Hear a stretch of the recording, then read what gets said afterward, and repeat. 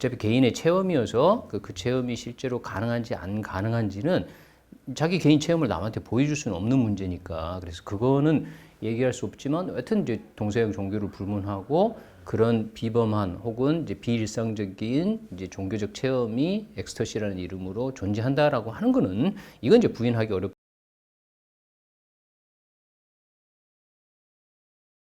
이게 굉장히 저도 이제 종교 전문 기자를 이렇게 아마 전 세계에서 제일 오래 했을 텐데 종교 전문 기자를 오래 하고 했는데 그 종교에 대해서 기본적으로 제대로 알 수 있는 책들이 참 쉽지 않은데 수많은 책들 중에서 이렇게 그 책을 읽어서 그 종교를 좀 알 수 있겠다 이렇게 하는 책이 나왔으면 했는데 이 책이 진짜 그런 책에 대해서 앞으로 종교를 알고 싶은 분들은 이 책을 한번 읽어보면 될 것 같습니다. 우리 성혜영 교수님 책은 내 안의 엑스터시를 찾아서 이제 이게 상당히 제목이 야식꾸리하죠. 엑스터시 하니까 사람들이 굉장히 종교 문해력에서 뭔 엑스터시냐 이렇게 이제 할 만한데 우리 서울대학교 종교학과 교수인 성혜영 교수님은 행정고시를 해서 문화관광부 공무원을 하다가 미국 유학을 가가지고 신비주의와 종교심리학이라는 흥미있는 주제로 공부를 해오신 분인데요.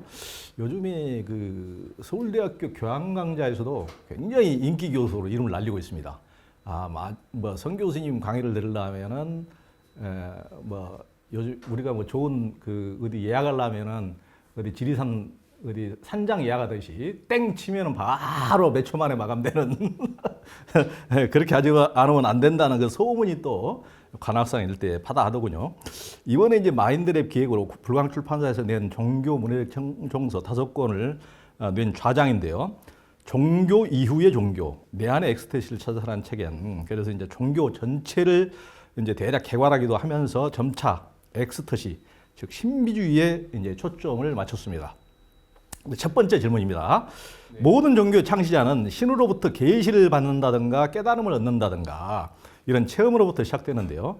성 교수님은 엑스터시를 자기라는 틀을 벗어나서 밖에서 본다는 체험이라고 했는데요. 그런데 저는 이제 종교 전문 기자를 하면서 교단이나 종교도 어떤 완고한 자기 아성의 틀을 가지고 그걸 지키고 확장하는 거대한 생명체, 욕망체다. 이런 인상을 떨쳐버리기가 어려웠는데요. 지금 종교인들은 보고 또 욕하실 텐데. 하여튼 저는 이제 그런 느낌도 많이 가졌습니다. 자기로부터 벗어난 체험에서 시작한 종교가 어떻게 그렇게 자기 아성 속에 우물한 개구리가 되어가지고 끊임없이 타자와 적을 양산하는가에 대해서 의문을 가지곤 했는데요.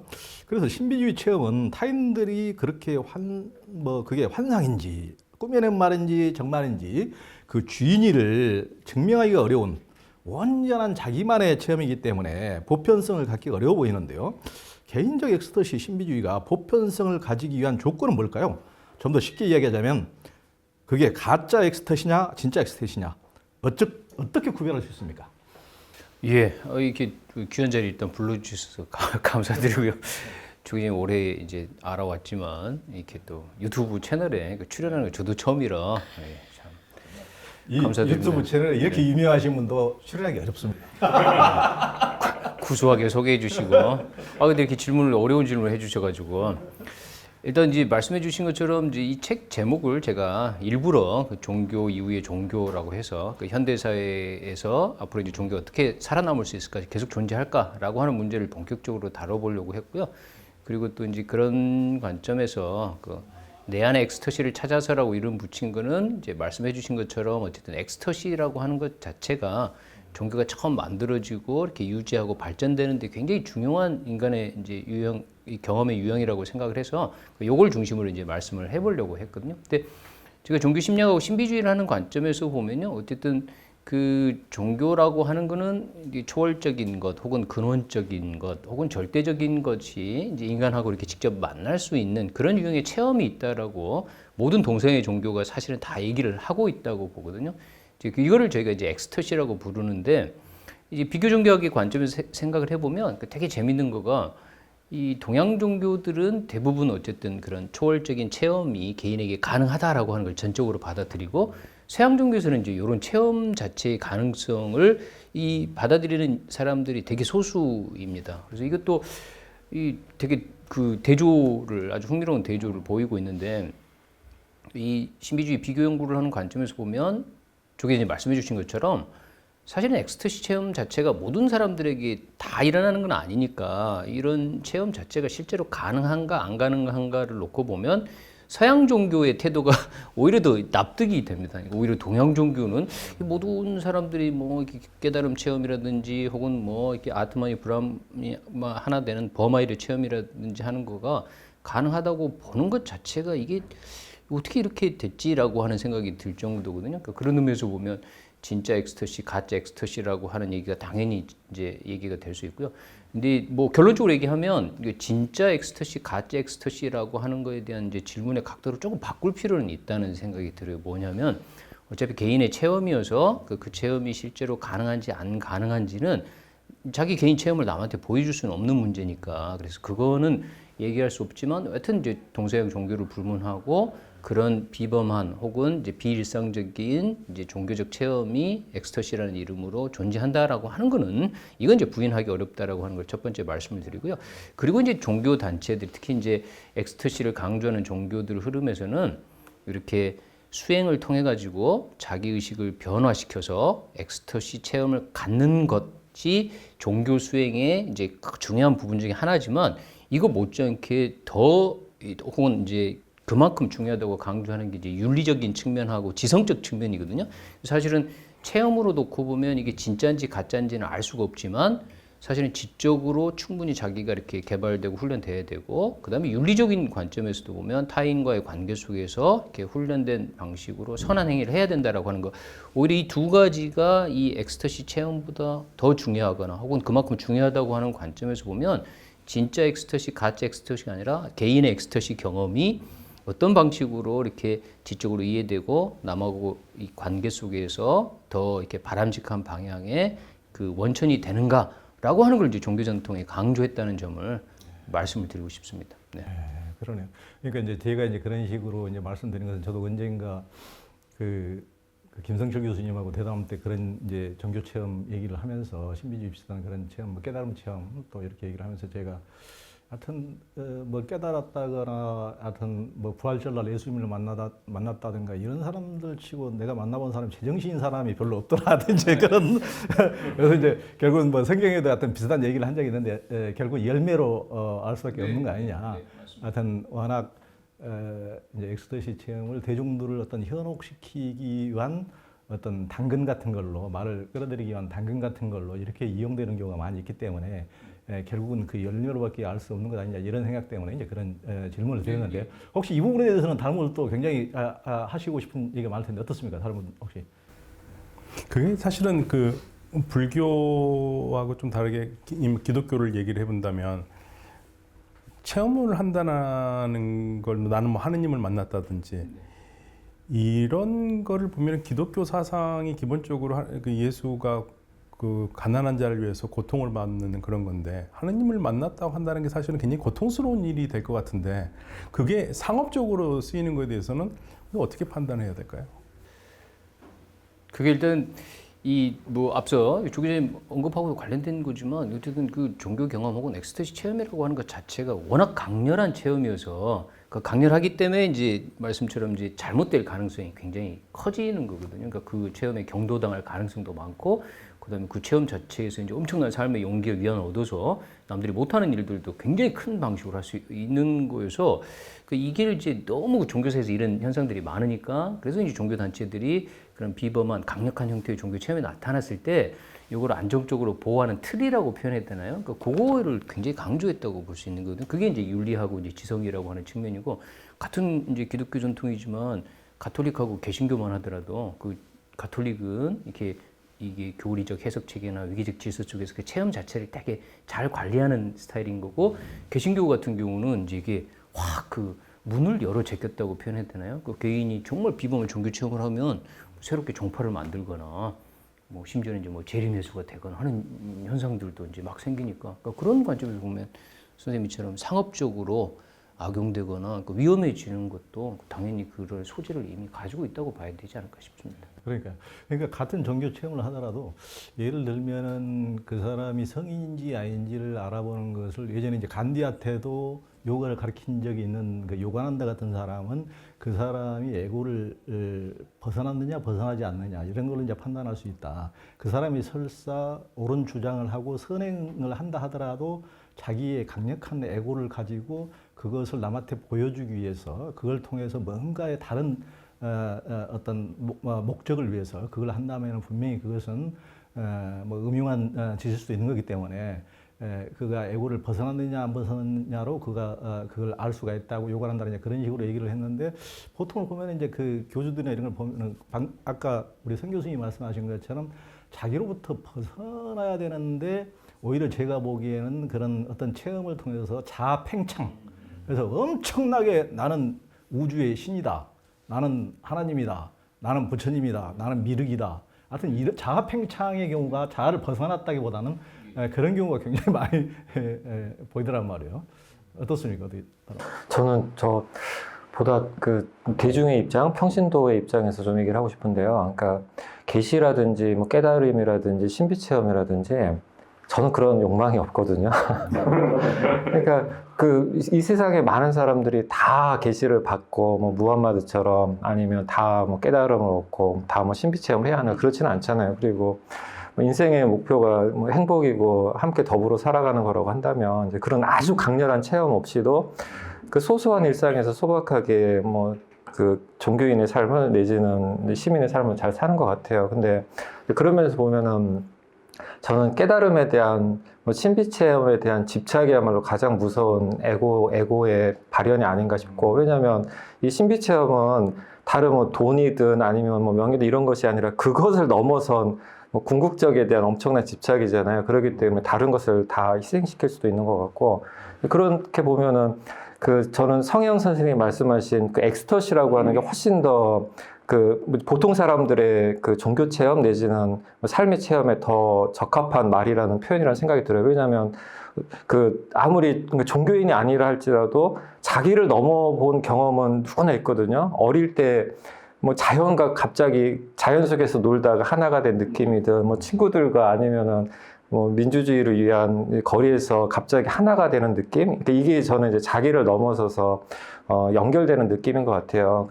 그런 엑스터시의 경험을 오늘의 이제 보통 사람들의 종교 경험으로 본다면 조현 선생님 말씀하셨던 깨달음에 대한 집착과 그 깨달음이 권력이 되고 폭력이 되는 것을 좀 피해갈 수 있지 않을까. 그러면서 보면은 지금은 진짜 신비주의의 민주화가 필요하고 그 민주화가 이 성형 선생님이 시도하신 게 아닌가 싶습니다.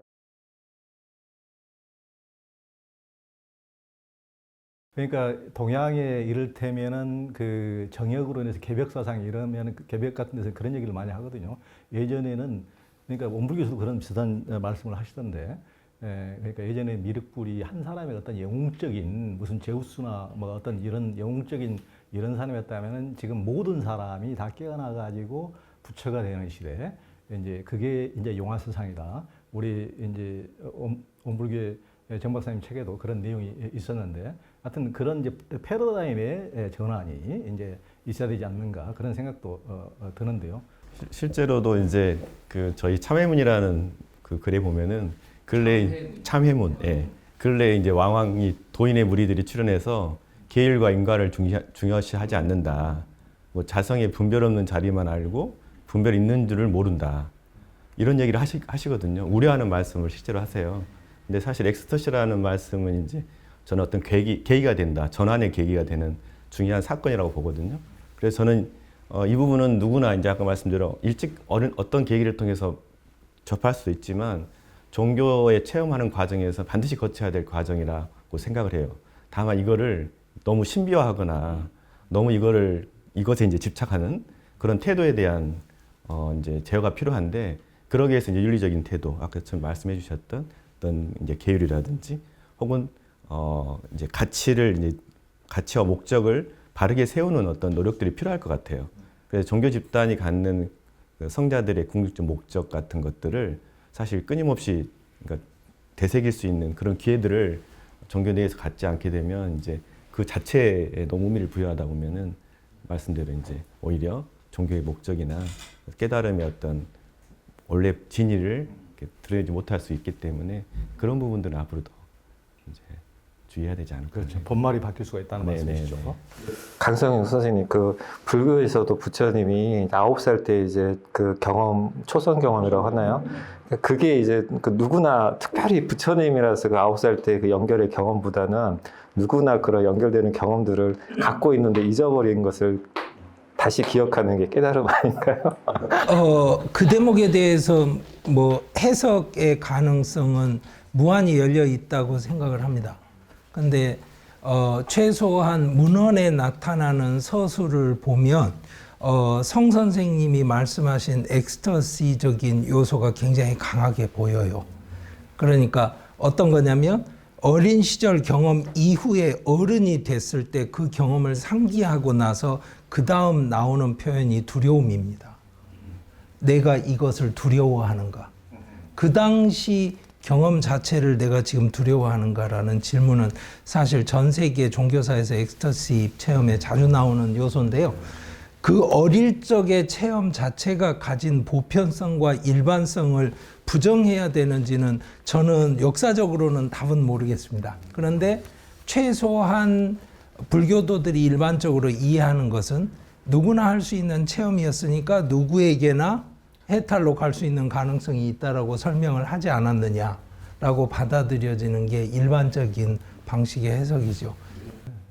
하여튼 우리 강성용 교수님도 이 부처님 당시에 이제 빨리아나 산스크리트 그런 이제 고전문을 아주 박학가지고 해서 우리가 이제 막연하게 아는 것을 구체적으로 고전에 근거해서 문헌에 근거해서 저렇게 얘기를 해주니까 궁금증이 이제 많이 풀립니다. 근데 신비주의 다음으로 종교의 미래도 우리 성 교수님이 이제 깊이 있게 다룬 주제니까 한번 여쭤보도록 하겠습니다. 지금 이제 종교 인구가 급감하고 있는데요. 성 교수님이 이제 세속화 그리고 문명이 거의 사라질 만큼 교육 수준이 향상되고 민주주의가 확산된 것도 종교 인구 감소의 원인이라고 봤는데요. 과학 문명이 고도로 발달하고 인공지능이 인간뿐만 아니라 신의 위치를 대신할 수도 있는 이 시대에 종교는 어떻게 될까요? 네, 갑자기 이렇게 너무 어려운 질문을 해주셔서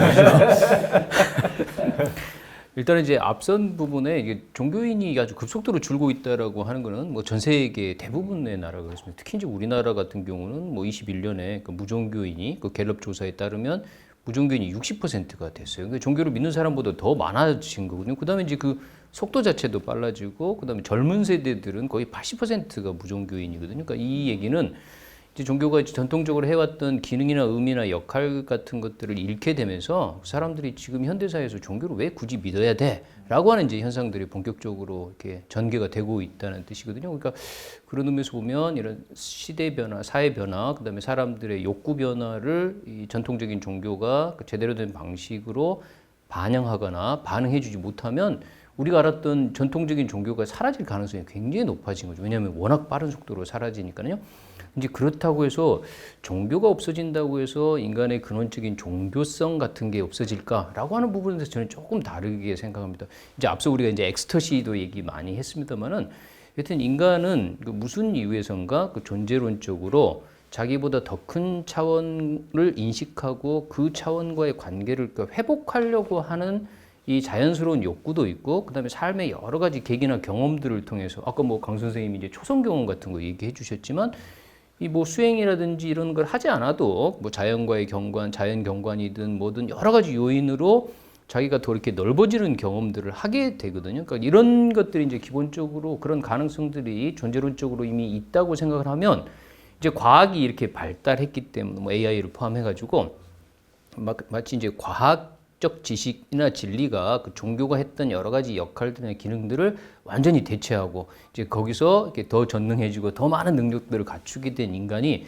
마치 신적인 위치에 올라가서 신이 될 수 있을 것인가? 그럼 사실 이제 신비주의라고 하는 거는 인간하고 신 사이의 근원적인 동일성을 강조하니까 그 너희도 다 신처럼 되라라고 이제 얘기를 하는 거는 맞거든요. 근데 그렇다고 해서 이 이제 신비주의가 또 거기서 멈추는 게 아니고 그 아까 이제 조 기자님도 말씀해 주신 것처럼 우리가 자기 정체성을 확장하는 유형의 경험이 있더라도 그게 이제 뭐 붓다가 얘기한 것처럼 이제 공포가 됐든 뭐가 됐든 또 작은 우리로 돌아오게 되면 그 초월적이고 큰 것에 대한 감각이 우리를 겸손하게 만들고 우리가 아직 알고 있지 못한 거에 대해서 이렇게 배우려고 또 이렇게 익히려고 하는 태도를 준다라고 보면 이 과학적인 사고방식 혹은 과학이 발달해서 인간이 아무리 이렇게 큰 능력들을 갖추게 된다고 하더라도 과연 정말 인간이 자기 삶의 완벽한 주인이 될 수 있을까? 그러니까 이 부분도 저는 좀 의문인 거고요. 거기다가 덧붙여서 과학이 아무리 발전해도 과학은 우리가 왜 존재하고 그 죽은 이후에 어떻게 되는지와 같은 종교가 전통적으로 물어봤던 질문들을 모두가 납득하는 방식으로는 줄 수가 없거든요. 근데 이게 왜 이 모든 게 비존재가 아니고 존재하는가라고 하는 거를 이거 어떻게 과학적으로 입증해가지고 모든 사람들이 납득하는 방식으로 그래서 이제 실증주의적인 방식으로 검증하거나 알려줄 수는 없기 때문에 여전히 이제 그런 시대가 되더라도 인간들이 자기 속에서 혹은 자기를 벗어난 더 큰 차원의 삶의 의미를 직접 찾고 뭔가 체험을 통해서 그걸 확인하고 그 확인한 체험이 주는 통찰적인 그 통찰에 근거해서 자기 삶을 바꿔가려고 하는 이런 움직임들은 AI 시대가 돼도 계속 될 뿐만 아니라 심지어는 더 강화될 가능성도 있다고 봅니다. 예. 그 부분에 대해서 어디 제가 떠올리는 거는 불교에 한정해서 말씀드리자면 양극단인데요. 기존 불교의 컨텐츠가 요즘은 엄청난 관심의 대상이자 흥행의 컨텐츠가 되고 있습니다. 예를 들어서 무슨 심리치료, 상담치료, 뭐 치유, 요가 수행 아니면 인문 교양 이래서 탈종교화된 불교 컨텐츠가 엄청나게 유통되고 있거든요. 지금 템플스테이도 뭐 그런 형식 중에 하나고요. 그와 반대로 교리로 무장한 교단은 지금 굉장한 위기를 맞고 있고요.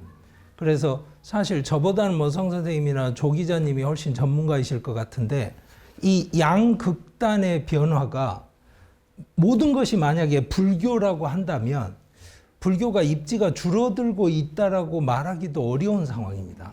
그런데 교단만이 불교라고 한다면 입지가 너무나 줄어들고 있는 거는 또 맞는 거고요. 그러니까 그러면 과연 불교의 바운더리가 무엇일까요? 이렇게 물으면 이 질문은 또 다른 질문으로 가게 되거든요. 그래서 저는 사실은 뭐냐면 종교가 축소되고 있다라기보다는 종교라는 것이 긋고 있던 바운더리의 선이 다른 위치로 가고 있지 않나 생각이 듭니다. 그러니까 마치 월남이나 이런 데서 겪었던 전쟁에 전선이 형성되지 않고 이루어졌던 전쟁처럼 기존의 관념으로 이해하지 못하는, 그리고 또 하나는 이 맥락에서 그걸 떠올립니다.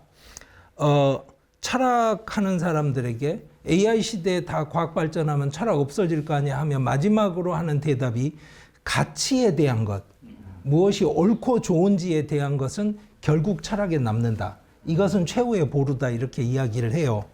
그러면 종교에 던지는 질문으로 무엇이 최후의 보루로 남을까? 그러면 지금의 그 불교 콘텐츠 소비 양상하고 맞물리는 것이 저는 행복의 질문이라고 생각합니다. 그러니까 르네상스 이후로부터 행복은 객관적인 상황이 아니라 주관적인 만족으로 치환이 됐거든요. 완벽한 개인적인 문제로. 그럴 때 행복한 인간이 되는지는 물질적인 인풋으로 결정이 안 되는 묘한 힘든 세상에 살게 된 거예요. 그럴 때 그 답을 던져줄 수 있는 어떤 통로는 끝까지 종교적인 차원에 남지 않을까 하는 그런 생각은 하고 있습니다. 제가 거기 전문가가 아니라서 말씀드리기는 힘들고요. 그렇겠죠.